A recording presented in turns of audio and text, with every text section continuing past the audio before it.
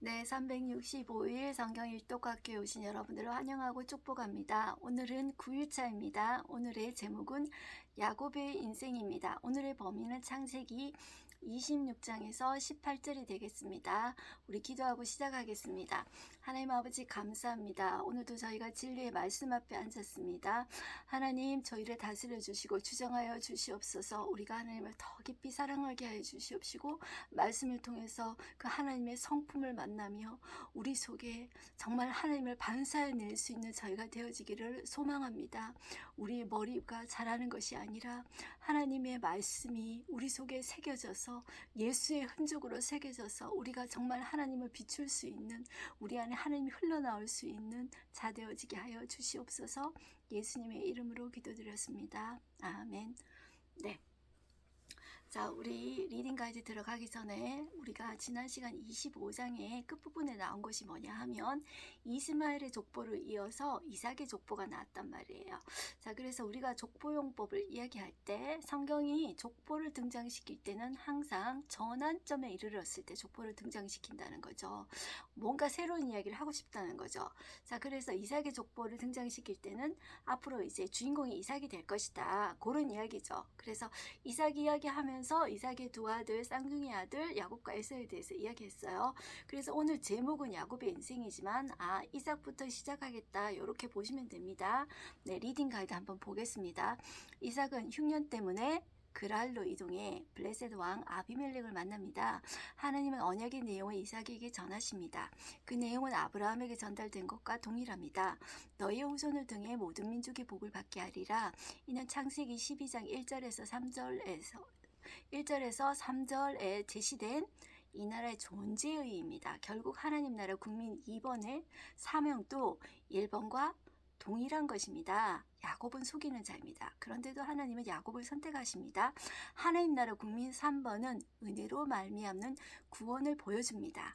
하나님의 부르심하고 작은 글자로 아브라함 적혀져 있죠. 자, 아브라함을 받아 예수의 죽으심과 부활을 믿는 것. 자, 이건 작은 글자로 이삭이라고 되어 있어요.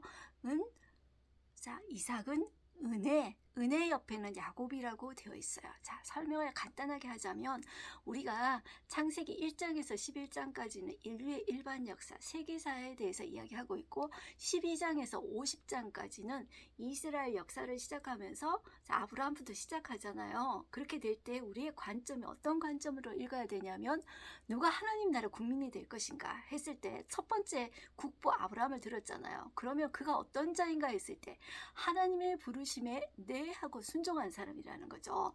그 다음에 두 번째 그의 아들 이삭이 있죠. 자, 이삭은 예수님을 예표합니다.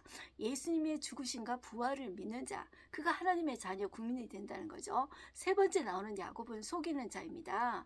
정말 간사합니다. 그런데 이 사람이 구원 얻은 까닭은 이유 알 수 없습니다. 한마디로 다른 말로 말하자면 은혜입니다. 그래서 우리가 야곱의 인생을 이야기할 때 모든 것이 은혜라는 거죠. 자, 이것이 우리에게 은혜가 되지 않습니까? 네, 이 관점을 가지고 우리가 봅니다. 네, 다시 돌아가서 한번 읽어보겠습니다. 야곱은 어머니와의 계략으로 아버지를 속여 에서의 축복을 가로챕니다. 야곱을 하란으로 가는 빈들에서 하나님의 동행을 깨닫고 그곳을 베델이라 부르며 하나님께 서원합니다. 네, 오늘은 베델에서 끝나게 됩니다. 오늘 가이드 맵을 보시면 어디에서 나오냐면 흉년이 들어서 어디로 가냐면 그랄에 들어가는 것부터 시작합니다. 네, 여기서부터 시작하기로 하고요. 우리 다음 페이지 80쪽을 한번 넘겨봅니다. 네, 이제 본문이 나오죠. 26장에 보시면 이삭이 그랄에 거주하다 나오죠. 자, 1절 보시면 아브라함 때 첫 흉년이 들었더니 그 땅에 또 흉년이 들매 이삭이 그랄로 갔다고 되어 있죠.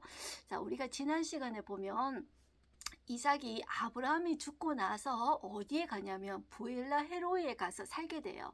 그런데 흉년이 들어서 어디로 갔다고 해요? 네, 그랄로 갔다는 거죠. 거기서 누구를 보냐면 블레셋 왕 아비멜렉을 보는 거예요. 이 아비멜렉은 올해도 산다 이렇게 생각할 수 있는데 아버지 때 나왔는데 또 나오네 이렇게 생각하잖아요. 그런데 우리가 애굽 왕을 바로라고 다 붙이잖아요. 이름이 다 있어요. 그런데 그 뒤에 우리는 그냥 왕이라고 하지만 애굽의 왕은 바로를 붙이죠. 그런데 블레셋 왕은 뒤에 아비멜렉을 붙여요. 자, 이르렀는데 누가 여호와께서 이삭에게 나타나셔서 말씀을 하신 거예요. 어떻게 말씀하시냐면 죄송합니다. 물 조금 마시고. 애굽으로 내려가지 말라 그래요. 애굽으로 내려가지 말고 내가 네게 지시하는 땅에 거주하라고 이야기하죠. 자, 우리가 아브라함이 기근이 심해서 애굽에 내려간 거 기억하시죠? 그런데 하나님은 또 이제 기근이 흉년이 심했다는 거죠. 근데 이삭에게 또 나타나셔서 너 거기 애굽 가지 말고 내가 지시하는 땅으로 가. 그러면서 아버지에게 주셨던 약속을 그 아들 이삭에게 또 주시는 거예요. 그래서 뒤에 보시면 3절 이후에 이 땅에 거류하면 내가 너와 함께해서 네게 복을 주고 내가 이 모든 땅을 너와 네 자손에게 주리라. 내가 네 아버지 아브라함에게 맹세한 것을 이루러 밑줄 그어져 있죠. 이게 아브라함에게 했던 말과 똑같은 말이에요. 내 자손은 하늘의 별과 같이 번성하게 하며 이 모든 땅을 내 자손에게 주리니 내 자손으로 말미암아 천하 만민이 복을 받으리라. 우리 글자는 똑같지 않지만은 이 내용의 핵심은 다 똑같은 말이에요. 창세기 12장 1절에서 3절 말씀과 같은 말이에요.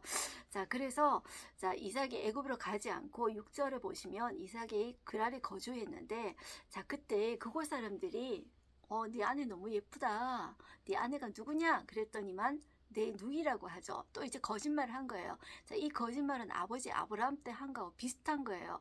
그랬는데 그 이유가 뭐냐 하면 뒤에 나오는 거예요.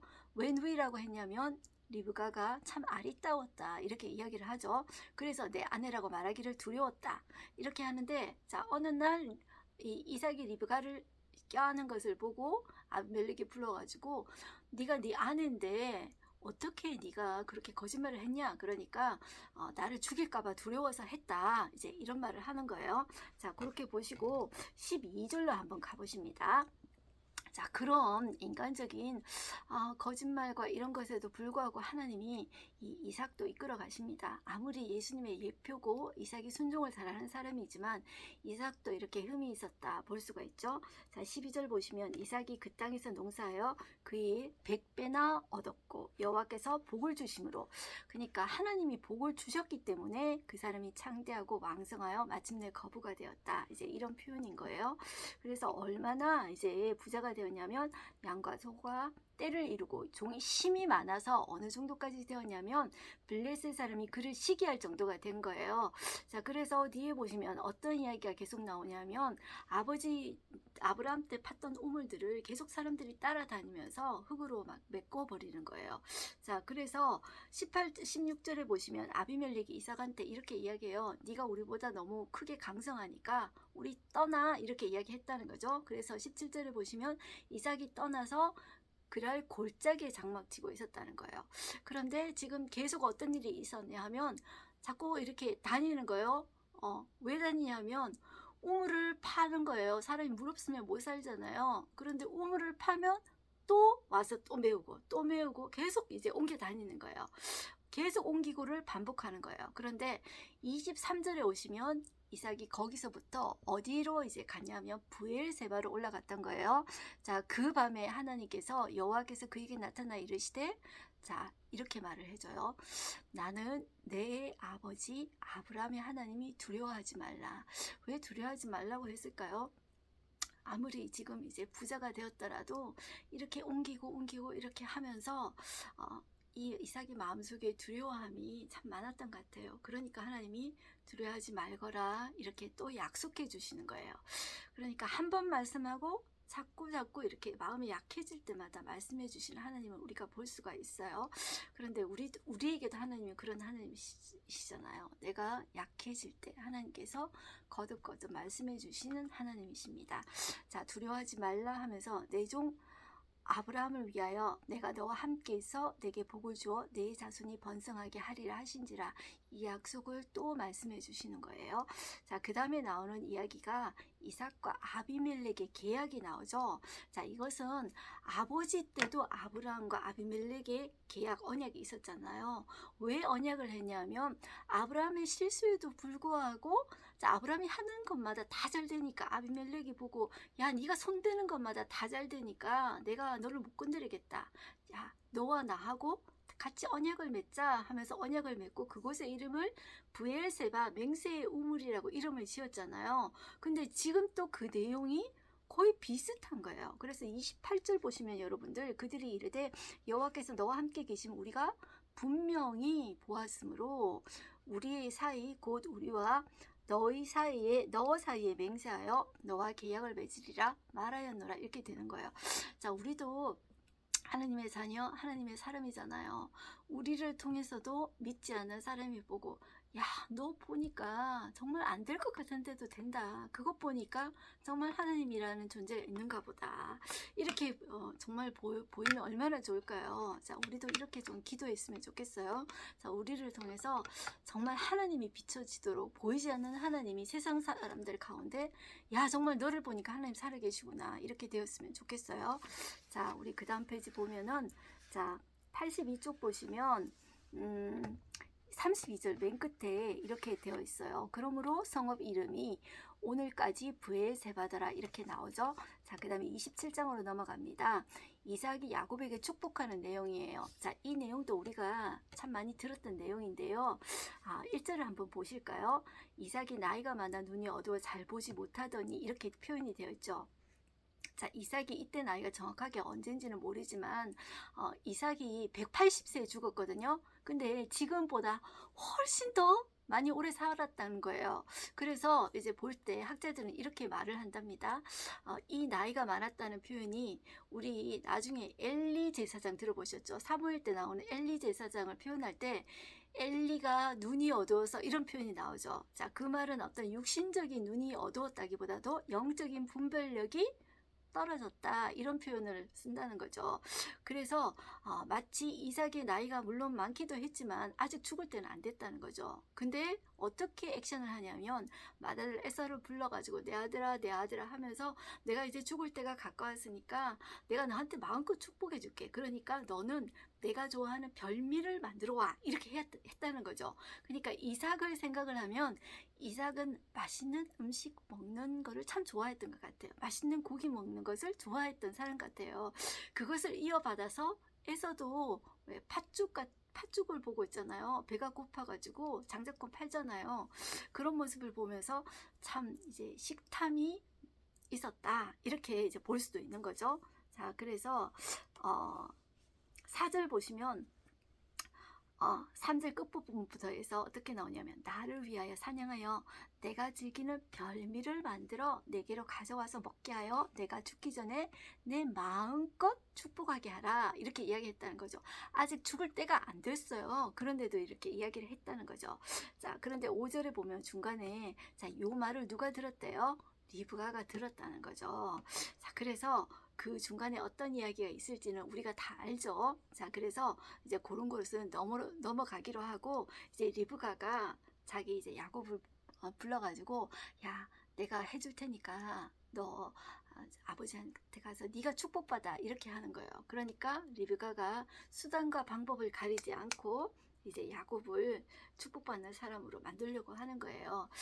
그러니까 우리가 제가 지난 시간 끝 시간에도 말씀드렸지만 하나님이 분명 태어나기 전에 작은 자가 큰 자를 섬기겠다고 큰 자가 작은 자를 섬기겠다고 들었잖아요. 그런데 그것을 기다리지 않고 수단과 방법을 가리지 않고 인간적인 술수로 어떻게 해보려고 했다는 거죠. 자, 그래서 그런데 이 야곱은 이렇게 이야기해요. 12절에 아버지께서 나를 만지실 텐데 내가 아버지 눈에 속이는 자로 보일지라 보금고사하고 저주받을까 하나이다 하면서 두렵다 이렇게 하니까 13절에 어머니가 그에게 이르되 내 아들아 너의 조주는 내게로 돌리리니 내 말만 따르고 가져오라. 결국 어떻게 됐어요? 이 어머니는 그 이후로 이제 이 사건 이후로 이제 자기가 사랑하는 아들 야곱을 못 보게 되잖아요. 그러니까 내가 조금 더 기다리고 하나님의 어떻게 하실지를 기다렸다면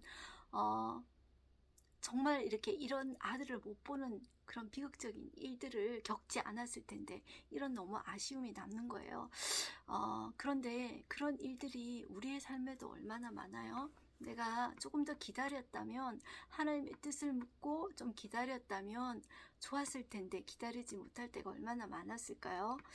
그것을 생각해 봤으면 좋겠어요. 자, 19절에 보시면 야곱이 아버지에 대답하되 나는 아버지의 맏아들 에서로소이다. 아버지께서 내게 명하신 대로 내가 하였사오니 원하건대 일어나 앉아서 내가 사냥한 고기를 잡수소서 하고 아버지 마음껏 내게 축복하소서 하고 대신 축복을 받았다는 거죠. 자, 그런데 그 이후에 어떻게 됐을까요? 그 다음 페이지 넘겨서서요. 84페이지 보시면 29절에 보시면 이삭이 이제 축복을 해주는 거죠. 밑줄 그은 부분에 우리가 볼게요. 29절 만민이 너를 섬기고 열국이 내게 굴복하리니 내가 형제들의 주가 되고 내 어머니의 아들들이 내게 굴복하며 너를 저주하는 자는 저주를 받고 너를 축복하는 자는 복을 받기를 원하노라. 이렇게 이제 이야기를 이제 축복을 해준 거예요. 자, 그런데 나중에 이제 에서가 들어오는 거예요. 들어와가지고 요리해서 가지고 왔는데 이제 딱 들어오니까 너 누구야? 그랬더니만 저 맏아들 에서입니다. 32절에 맏아들 에서로소이다. 그러니까 내가 벌써 축복을 했는데? 그러면서 그러니까 나도 축복을 하소서 그러면서 울고불고 숲이 울면 난리를 하잖아요. 그런데도 이제 안 된다 하면서 에서를 향하여서는 어떻게 이야기하냐면 39절을 보실까요? 그 아버지 이삭이 그에게 대답하여 이르되 내 주소는 땅이 기름짐에서 멀고 내리는 하늘 이슬에서 멀 것이며 너는 칼을 믿고 생활하겠고 내 아우를 섬길 것이며 내가 매임을 벗을 때는 그 멍에를 내 목에서 떨쳐버리리라 하였더라. 그의 아버지가 야곱에게 축복한 그 축복으로 말미암아 에서가 야곱을 어떻게 미워하여 심중에 이르기를 아버지를 곡할 때가 가까웠은즉 내가 내 아우 야곱을 어떻게 해요? 죽이리라 하였더니 맏아들 에서의 이 말이 리브가에게 들리매 이 사람을 보내서 작은 아들 야곱을 불러서 그에게 이르되 네 형 에서가 너를 죽여 그 하늘을 풀려고 한다. 그러니까 43절에 내 아들아 내 말을 따라 일어나 어디로 가래요? 하란 친정이 있는 집이죠. 가서 내 오라버니 라반에게로 피신해라. 이렇게 이야기하죠. 그래서 내 형의 노가 풀리기까지 몇 날 동안 그와 함께 거주하라. 몇 날 동안이라고 이야기했는데 얼마나 수많은 세월 동안 못 봤는지 몰라요. 그죠? 10년 넘게 자식을 못 봤잖아요. 그죠? 결혼을 잘못해가지고 우리가 이후에 나오잖아요. 라헬하고 결혼하고 싶었는데 레아하고 결혼해가지고 7년 봉사하고 또 7년은 또 더 봉사하고 그렇게 오게 되잖아요. 자, 계속 봅니다. 자, 그 다음에 나오는 이야기가 이삭이 야곱을 라반에게 이제 보내는 내용이 나오죠. 그리고 28장에 보시면 이제 이삭이 이제 보내는데 어떻게 하냐면 다른 사람에게서 아내를 취하지 말고 아내 때문에 이제 걱정이 되는 거예요. 그래서 내 외조부 부두엘의 집에 이르러서 네 외삼촌 라반의 딸들 중에 네 아내를 골라라 이렇게 이야기를 했는 거죠. 그래서 1절부터 보시면 28장 1절 이삭이 야곱을 불러 그에게 축복하고도 당부하여 이르되 너는 가나안 사람의 딸들 중에서 아내를 맞이하지 말고 일어나 바다나무로 아람으로 가서 내 외조부 부두엘의 집에 가서 거기서 내 외삼촌 라반의 딸 중에서 아내를 맞이하라. 그리고 어떤 이야기를 해주냐면 아버지 아브라함에게 받았던 그 언약들 약속 있잖아요. 그것을 이삭이 자기 아들 야곱한테 가기 전에 그 이야기를 또 해주는 거예요. 자, 하나님이 하신 약속은 반드시 지키신다. 너도 그 약속을 붙잡아야 된다. 이 이야기를 하는 거예요. 그래서 4절 밑줄 보시면 아브라함에게 허락하신 복을 내게 주시되 너와 함께한 내 자손에게도 주사 하나님이 아브라함에게 주신 땅 곧 내가 거류하는 땅을 내가 차지하게 하시기를 원하노라. 이제 이 이야기를 야곱에게 해주는 거예요. 자, 그 다음에 나오는 이야기가 에서가 다른 아내를 맞이하는 내용이 있었는데 자, 이것 때문에 이제 부모의 마음에 근심이 되었더라. 이제 이런 이야기를 하는 거예요. 그 다음에 나오는 이야기가 야곱이 베델에서 꿈을 꾸는 거예요. 이제 형을 따라서 이제 도망을 가는 거예요. 어디로 간다 그랬죠? 이제 하란으로 가는 거죠. 10절에 보시면 야곱이 브엘세바에서 떠나 어디로? 하란으로 향하여 가더니 나오죠. 자, 나오다가 어디로 가냐 하면은 이제 베델로 가는 거예요. 거기서 돌을 가져다가 베개로 이제 삼고 누웠는데 거기서 본 거예요. 사닥다리가 이제 저기 하늘에 있는데 천사들이 오르락 내리락 하는 광경을 보았죠. 거기서 이제 하나님 음성을 들은 거예요. 13절에 보시면 또 본즉 여호와께서 그 위에 서서 이르시되 나는 여호와니 너의 조부 아브라함의 하나님이요 이삭의 하나님이라. 내가 누워있는 땅을 내가 너와 내 자손에게 주리니 내 자손의 땅이 티끌같이 되어 내가 서쪽과 동쪽과 북쪽과 남쪽으로 퍼져 나갈지며 땅의 모든 족속이 너와 내 자손으로 말미암아 복을 받으리라. 어때요? 자, 했던 말씀 또 하시죠. 창세기 12장 1절에서 3절 말씀이 계속 그 자손 이삭, 야곱에까지 흐르는 것을 볼 수가 있죠. 그러니까 어떤 상황, 어떤 변수에서도 하나님은 그 약속을 이루어 나가신다. 그러니까 하나님이 하신 약속을 내 편에서 내가 이루어가는 것이 아니다. 하나님께서 이끌어 가신다. 그것을 볼 수가 있죠. 그래서 우리가 하나님의 말씀의 능력이 이건 거예요. 말씀의 능력을 내가 붙잡는다 하더라도 나는 쉽게 낙심해 버려요. 그렇지만 하나님께서 주도권을 잡고 우리를 이끌어 가신다. 거기에 여러분들 힘이 있지 않습니까? 네, 그 하나님을 우리가 믿습니다. 그러니까 여러분들 저나 여러분이나 실망하지 말고 우리의 상황과 그리고 우리의 예측하지 못하는 변수에 대해서 우리가 걱정하지 말고 하나님만 바라봅시다. 네. 그리고 18절에 보시면 야곱이 아침에 일찍 일어나 베개로 삼았던 돌을 가져다가 기둥으로 세우고 그 위에 기름을 붓고 그곳 이름을 베델이라 하였더라. 이성의 옛 이름은 루스더라. 이렇게 되어 있죠. 자, 그리고 그 다음 페이지 넘어오셔서요. 21절 보시면 내가 평안히 아버지 집으로 돌아가게 하시오면 여호와께서 나의 하나님이 되실 것이요 내가 기둥으로 세운 이 돌이 하나님의 집이 될 것이요 하나님께서 내게 주신 모든 것에서 10분의 1, 11조를 내가 반드시 하나님께 드리겠나이다 하였더라. 이렇게 신앙의 고백으로 11조를 드리겠습니다. 이렇게 표현을 한 거예요. 자, 11조는 해야 된다 이렇게 율법으로 여러분들 생각하지 마시고 재물에 대해서 나의 신앙 고백을 하나님 앞에 드리는 겁니다. 모든 재물이 하나님께 왔지만 모든 것이 다 하나님의 것이지만 내가 나의 신앙 고백으로 하나님 앞에 드립니다. 하나님과 교제하는 의미로 여러분들 11조를 드린다 이렇게 생각해 주시면 좋겠어요. 그래서 여러분들 밑에 지도에 보시면 야곱의 일생 부엘라 헤로이에서부터 쭉 해가지고 이렇게 나중에 끝까지 나와 있는데요. 자, 오늘 책 읽는 거는 다 읽었어요. 이렇게 보시고 그 다음 페이지 넘기시면 하루 한 절 말씀 나오시죠. 자, 내 자손이 땅이 티끌같이 되어 내가 서쪽과 동쪽, 북쪽과 남쪽으로 퍼져나갈지며 땅의 모든 족속이 너와 내 자손으로 말미암아 복을 받으리라. 네, 이 말씀은 창세기 12장 1절에서 3절 말씀을 계속 반복해서 주는 말씀이라고 여러분들이 생각해 하시면 됩니다. 사람은 바뀌어도 하나님의 언약은 변하지 않고 성취되어 간다. 누가 이루신다? 하나님께서 이루신다. 그것을 붙잡으시면 되겠습니다. 우리 인사이트 보시면 여호와께서 이삭에게 나타나 아브라함과의 언약을 상기시키십니다. 이삭의 축복 속에서도 그 언약이 변합니다. 이삭이 야곱을 라반에게 보낼 때 하는 말에도 나타납니다. 라반에게로 가던 야곱의 꿈에도 나타납니다.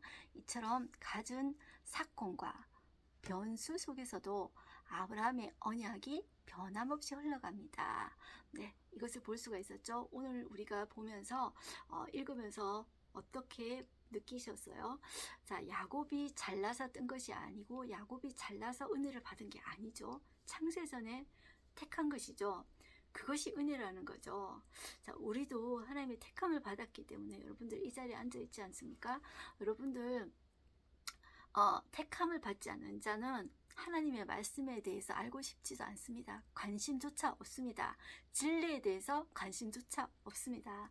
그래서 오늘날 교회에 수많은 사람들이 다니지만 진리에 관심이 없는 사람들이 많습니다. 내가 말씀에 대해서 궁금하지도 않아, 진리에 대해서 궁금하지도 않아, 그렇게 생각할 때 여러분들 내가 죽은 것이 아닐까? 내가 거듭난 것일까? 이렇게 정말 내 자신에게 여러분들 물어봐야 됩니다. 정말 거듭난 사람, 내가 진짜 하나님의 자녀라면은 말씀을 붙잡게 되어 있습니다. 그래서 우리도 항상 살아갈 때 우리가 거듭난 자로서 말씀을 붙잡고 하나님께서 어떻게 말씀으로 우리를 이끌어 나가는지 보는 우리가 되었으면 좋겠습니다. 네, 기도하겠습니다. 하나님 아버지 감사합니다. 오늘 또 우리가 이삭에 이어서 야곱의 일생을 보면서 여전히 부족했던 이삭, 식탐에 눈멀었던 이삭, 그리고 형을 속이고 또 아버지를 속이고 그리고 여러 사람들을 속였던 그런 야곱을 봅니다. 우리가 앞으로 또 야곱의 일생을 볼 텐데 야곱의 일생 속에서도 자랑할 것이 없는 존재임을 보게 됩니다. 그와 연결해서 우리 또한 그렇습니다. 자랑할 것이 없습니다. 혹은 자랑할 것이 있는 사람들도 있습니다. 하지만 우리가 하나님 앞에 볼 때 부족한 것뿐입니다. 하나님, 자격 없는 우리를 구원해 주신 하나님, 우리가 그 하나님의 은혜를 깨닫기를 소원합니다.